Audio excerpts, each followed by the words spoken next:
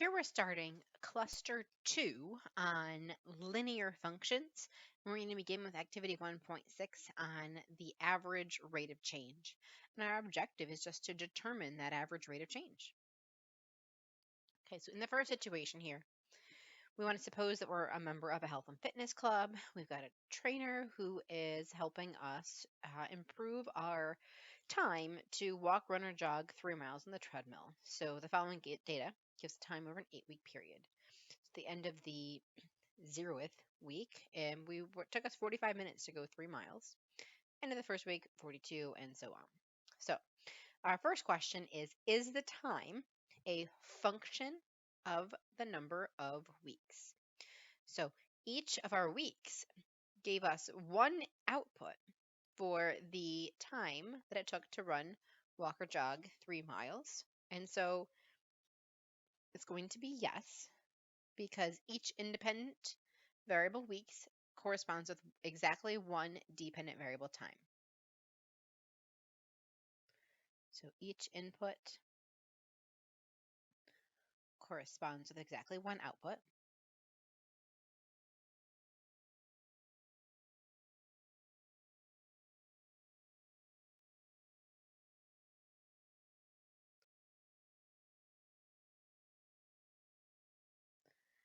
There we go. Each input corresponds with exactly one output. And what are the input and output variables? So input is weeks, and output is the time that it takes to walk, run, or jog 3 miles. Plot the data points as ordered pairs. We like to use decimals for this kind of plotting. So push my book up to the top. I can grab my data set and create the table.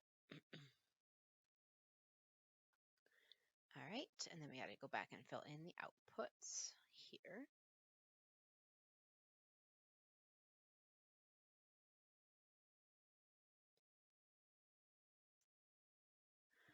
All right, so we will zoom fit. That is our data set.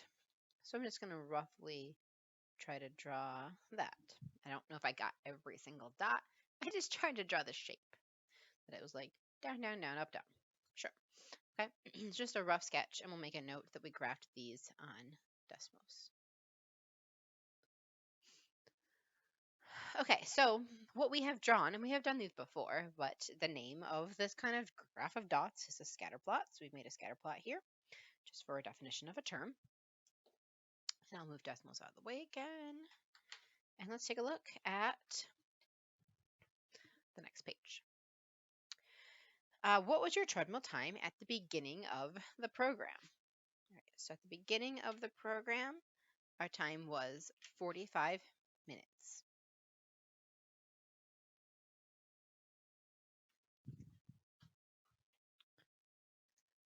I'm just going to open up the ebook here so that I can look at both the table and the questions at the same time instead of flipping back and forth. All right, next it asks us what was your treadmill time at the end of the first week. So it had decreased to 42 minutes. An important question in the situation is how your time changed from one week to the next. So during which weeks did your time increase? So decrease, decrease, decrease, decrease, decrease, constant actually, decrease, increase. So week 7 it increased.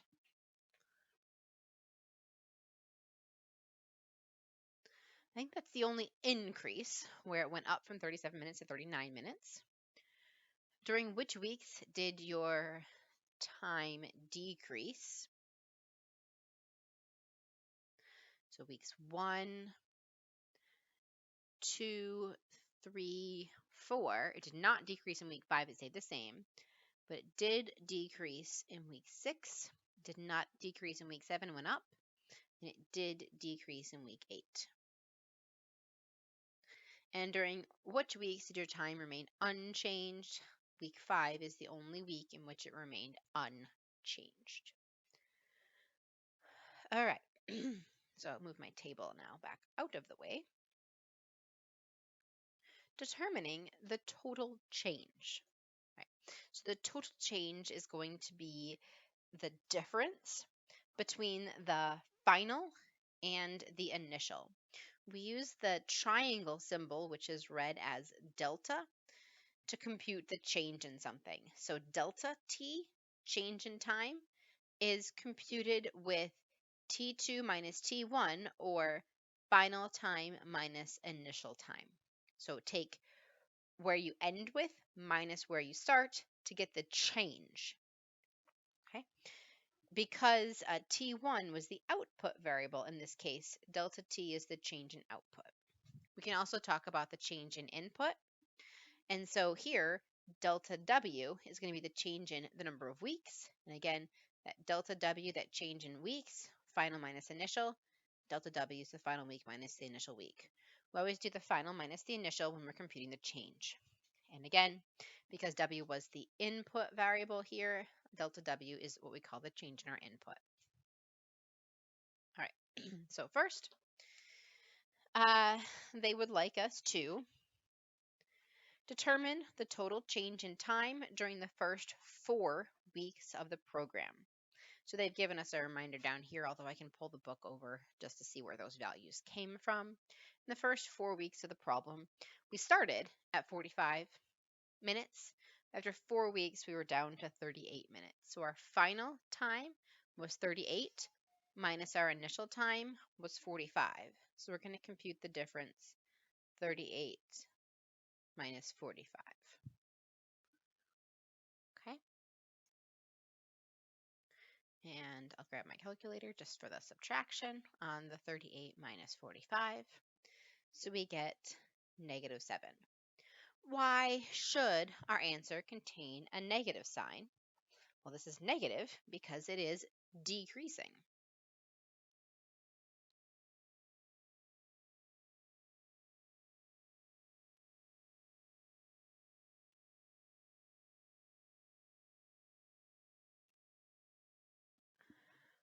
Negative because the time is decreasing. I'll shrink this up a little bit. Determine the change in weeks during the same period. So the final week was 4, the initial week was 0, so the change in weeks is 4, and it's positive because the time was increasing. Now they want us to use the delta notation. I could have put the delta notation up there to begin with, but this is our delta t, change in time. It's equal to 38 minus 45, or -7. And this here is our delta w, the change in w. 4 minus 0 equals 4. So in conclusion, our change in time is -7, and our change in weeks is 4. Now, those are the singular changes, 2 singular changes. What we want to look at next is the rate of change, which is the ratio. Ratio is another word for division. The ratio of the rate of change in t to the rate of change in w. So we want delta t over delta w. This provides some more relative information about the situation. So let's write our ratio over here for change in time over change in weeks. All right, so change in time over change in weeks, still over those first 4 weeks. The change in time was -7, and the change in weeks was 4. And I can divide that, -7 divided by 4, to get -1.75. And this is in minutes per week.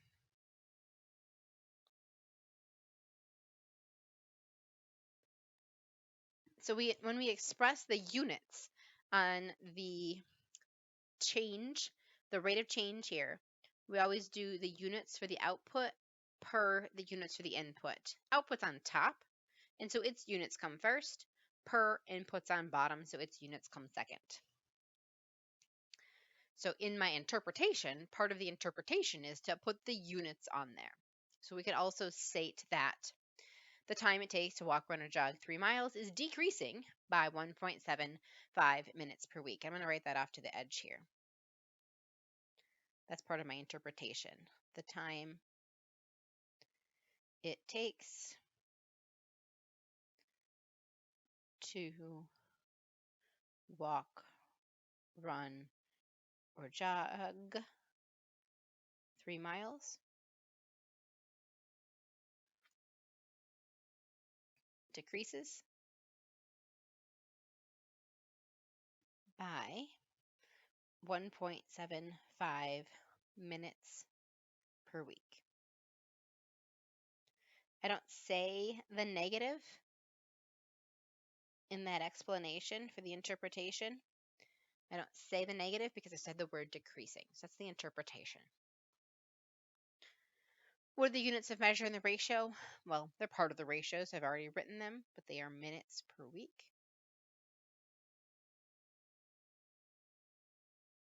On your graph from problem 1, if I connect those points with a line segment, does the output increase, decrease, or remain unchanged over the interval?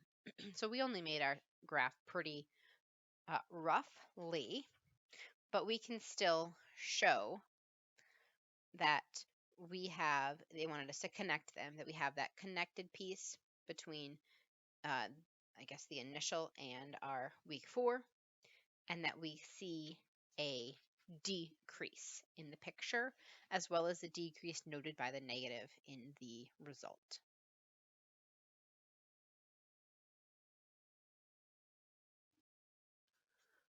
All right, so our ratio, delta T over delta W, is called the average rate of change of time with respect to weeks in this particular case. All right, now in general, the average rate of change is going to be the change in output over the change in input, or delta Y divided by delta X. We still compute the change in something by final minus initial. And we're just going to do the ratio of those two changes. Change in output over change in input, or y2 minus y1 over x2 minus x1. This formula might look familiar to you as the formula for slope. We're going to talk about slope in section 1.7. The average rate of change is an application of slope, so it's exactly the same formula. Now, the units of measure on the slope quantity, on the rate of change quantity, are always y units per x unit. Like we said before, our units were the units on the output per the units on the input.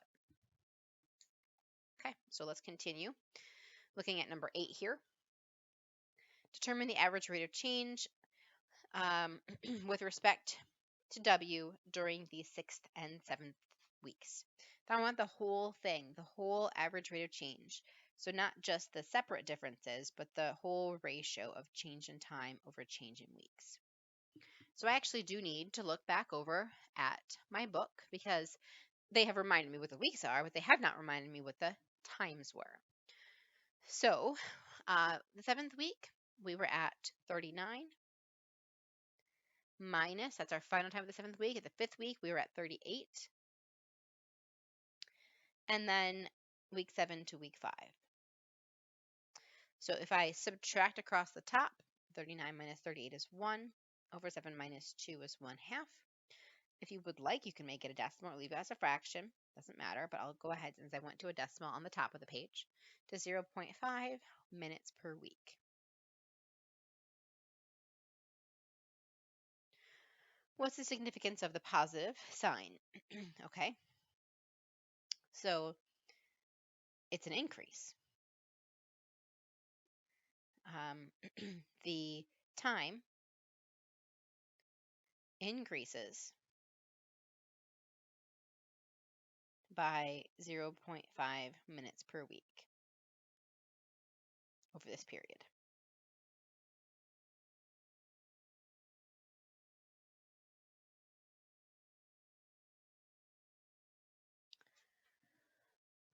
Okay, they want us to connect the data points next. So I'm going to look at this picture. Data point 5 is right here, and data point 7 is right here. So if I draw that little segment of my picture, it was like this, this, this. The increase would be here. Okay, so this is from our 538 to our 739 and our 6 something, 6, I forgot. The 6 is output 37. It's just hanging out in between them. Okay, so it's not as large of an increase as I would have seen had I increased from 6 to 7. That would have been a steeper increase, but still, there is an increase overall. Even though I went down in between them, if I look at those two, it's still an increase between those two, around 0.5 minutes per week. So as you can see, this is going up, and so this output is increasing. Okay, number 9. What average time, what average rate did your time change between the 4th and 5th week? Okay, so our delta T over delta W. Okay, week 4 to week 5. Week 4 to week 5. Week 5, because we always do final on minus initial. So during week 5, our time was 38 minus in week 4, our time was 38 over 5 minus 4. 38 minus 38 is 0 over 1 to 0 minutes per week. Minutes per week there on the edge. Interpret your answer. Okay. The time did not change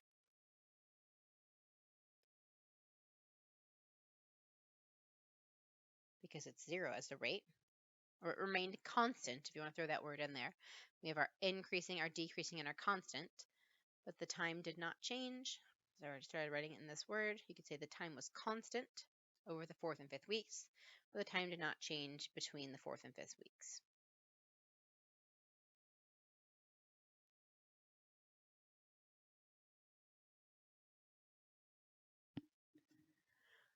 All right, connect the segments in the graph. Is it increasing, decreasing, or constant? So they are right here. If I connect them, it would be flat. So I'm just going to sketch them off to the side. And it is constant. Constant means that the graph is flat. Not going up, not going down, going flat over. All right. Number 10. At what average rate of change is your time changing as W increases from 3 to 7? So let me grab that table in the book again. Pull it down a little bit. So change in T over change in W. 7, I was at 39. 3, I was at 39. And 7 minus 3 on the bottom there. This gives me, again, 0 over 4 equals 0 minutes per week. Does your answer mean that your time did not change in this 4-week period? No, because it did, right? We were down, down, flat, down, up. It just means that where we started was where we ended. Okay, so no. But our times during weeks, there we go. Just can't spell today. Or I can spell, I just can't write. So times during weeks 3 and 7 were equal.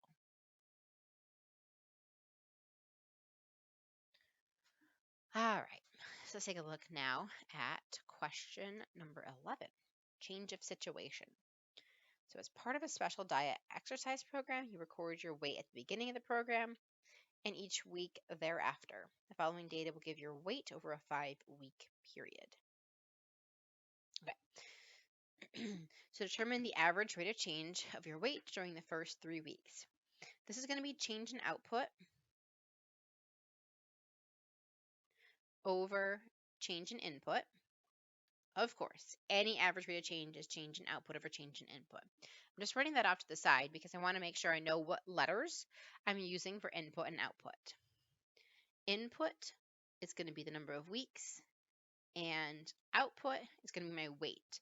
Because weeks and weight both start with W, we can't use the letter W for both, so we're going to use W for the input. We're going to use Y for the output. So this is going to be change in Y over change in W. That's how it's going to look for each of these rate of changes. Okay, so the first 3 weeks. So at the end of the third week, final, 177 minus initial of 196 over 3 minus 0. Let me grab our decimals calculator. Just going to clear it. If I hit the division key, I can start the fraction right away and just type the whole thing in. 177 minus 196 over our 3 minus 0. All right, so we get negative 6.33. And then our units on this are Y units, output units, which are pounds, per X units, which are weeks. So we lost 6.33 pounds per week over the first 3 weeks. Determine the average rate of change during the 5-week period. So change in Y over change in W. It's going to be for week 5, 171 minus the 0th week, 196 over 5 minus 0. So another fraction with 171 minus 196 over 5 minus 0, negative 5 pounds per week.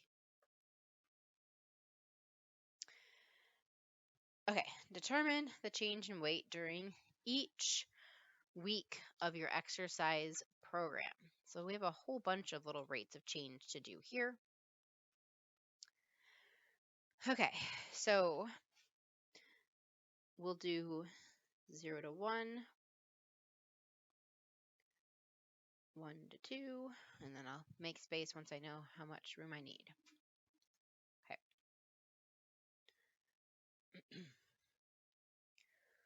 All right, so 0 to 1.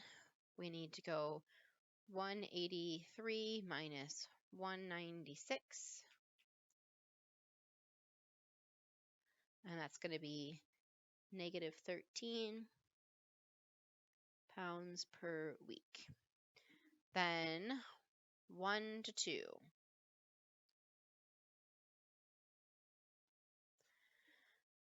All right, so I have 180 minus 183 over 2 minus 1, and that's negative 3 pounds per week. All right, so then weeks 2 to 3, we'll need 177 minus 180 over 3 minus 2. That is also negative 3. Then 3 to 4. 3 to 4 is going to give us 174 minus 177 over 4 minus 3. That is also negative 3.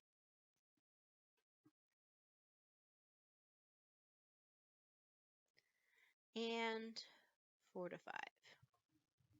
Okay. So that's 171 minus 174 over 5 minus 4, and that is also negative 3. So these are pounds/week. The slash is read as per, pounds per week for the units.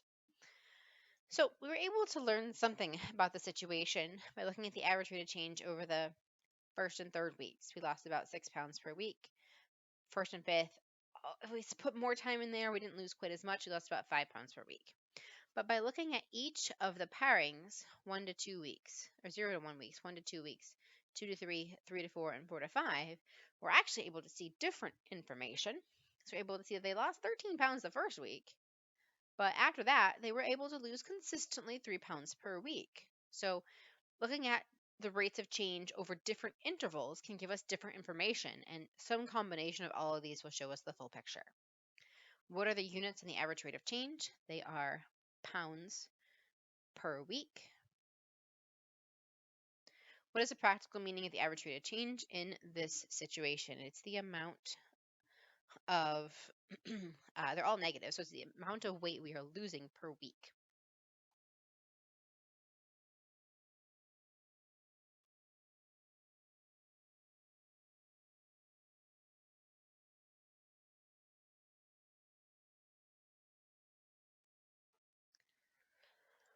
And what can you say about the average rate of change of weight during any time interval in this situation?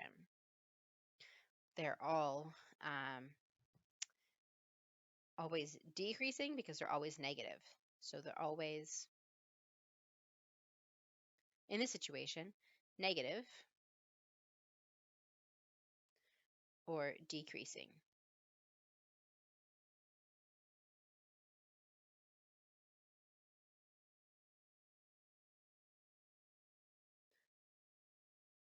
All right, because they're losing weight in this situation. All right, so that ends our notes on section 1.6. So read through the summary